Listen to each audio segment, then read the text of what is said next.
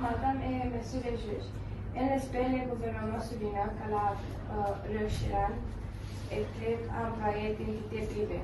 Le grief serait donc tiré non pas d'une ingérence directe de l'État, mais de ce que celui-ci n'aurait pas fait tout ce que l'article 9 lui imposait de faire pour s'assurer que les employés privés leur permettaient d'exprimer leurs convictions serait donc tiré non pas d'une ingérence directe de l'État, mais de ce que celui-ci n'aurait pas fait que l'article 9 lui imposait de faire pour s'assurer que leurs employeurs privés leur permettaient d'exprimer leurs convictions religieuses au travail.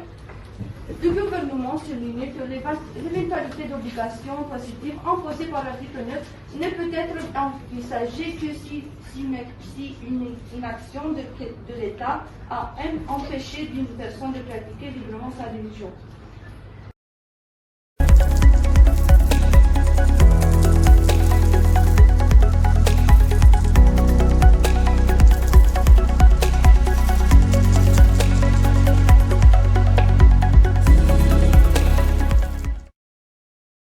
Monsieur le Président, Madame, Monsieur le Juge, je vous remercie pour la question qui me permet de préciser certains aspects de l'affaire qui ont déjà été exposés dans la plaidoirie, mais qui convient peut-être d'approfondir. C'est bon une question. Ce n'est pas que Madame Erita n'a pas été autorisée à prêter sa foi, mais que contrairement à d'autres employés d'autres confessions religieuses, ce qui lui a été interdit de porter de manière visible un symbole important et très significatif de sa religion, et qui lui donc été infligé un traitement proposé à la référence d'une méthodologie de travail différente, représentée, selon notre point de vue, une opportunité pour Madame Erita de ainsi porter des fonctions visibles les symboles de sa religion, tout en conservant son emploi avec les mêmes traitements économiques. En plus, sa foi ne lui impose en aucun cas de porter ni de manière invisible ni de manière visible un symbole religieux. Son choix était personnel.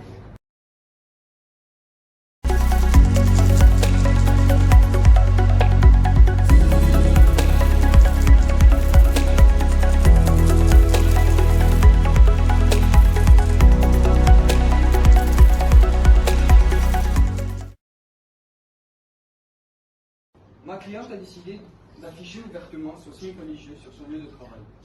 C'est un fait. Depuis longtemps, elle ne comprenait pas pourquoi ses collègues pouvaient porter, en travaillant, des vêtements ou ornements en lien direct avec leur confession religieuse. Pourquoi une simple croix pouvait-elle poser un problème? Si elle s'est abstenue pendant de nombreuses années de porter ouvertement son signe religieux, elle a considéré que cette situation était profondément injuste et même discriminatoire. Connaissant depuis son entrée en fonction le règlement interne du port du signe religieux, Madame Marie-Erita décide tout de même, le 20 mai 2006, de porter ouvertement une croix chrétienne comme signe d'attachement à sa foi. Ses supérieurs, qui eux l'ont très vite remarqué, lui ont vite demandé de noter son pendentif, ou alors qu'il ne soit pas visible aux yeux des clients. Elle commence dans un premier temps par refuser la demande de ses supérieurs, mais finit par accepter de dissimuler son signe religieux sous son uniforme. Mais il s'avère que quelques mois plus tard,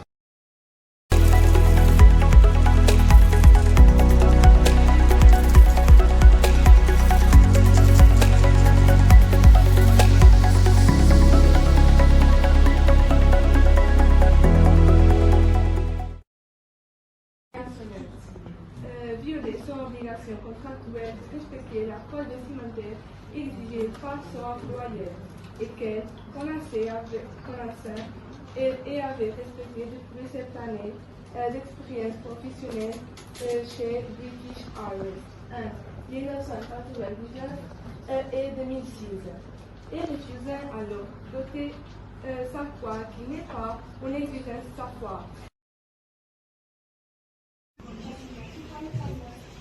avoir appliqué ce jeu-là pour un concours de presse en Indonésie qui s'appelle Vision, ou accessible pour les adultes. J'ai un choix personnel de porter sentiment à respecter toute dimension de ton professionnel. C'était là, dans ce jeu de politique et les conventions compagnies, puis de l'univers. Là, on parle de la présence des choses, avant cette fois, et les sociétés validées de traitement, en ce qui concerne le territoire de marketing spécial.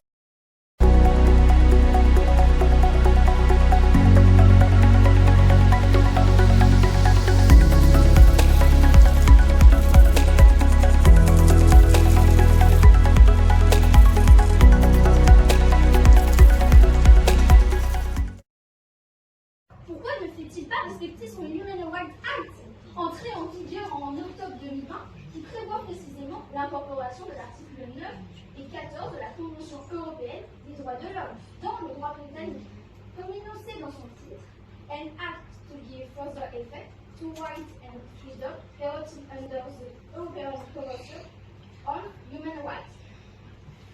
Car c'est bien pour la convention combinée, la violation combinée des articles 9 et 14 de la Convention européenne des droits de l'homme que le gouvernement britannique doit être condamné.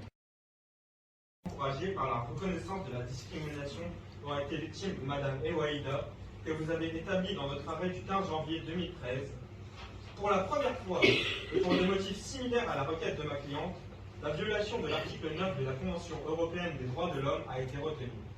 Cette conclusion nous donne l'espoir d'entrer dans une nouvelle ère où la liberté de manifester sa religion primera sur les limitations diverses et variées par les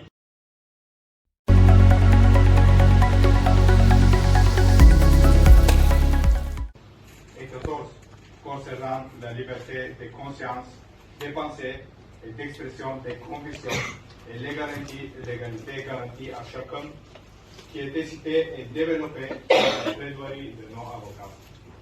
Pour cette raison, je ne vais pas les répéter.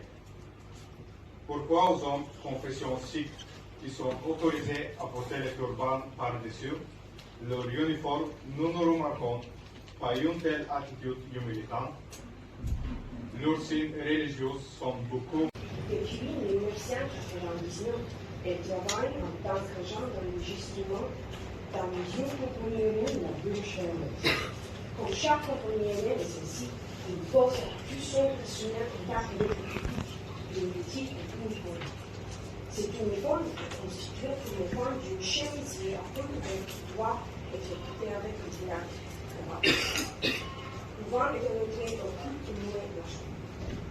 Si jamais un employé se présente au travail en tant qu'objet de contrôle, on peut le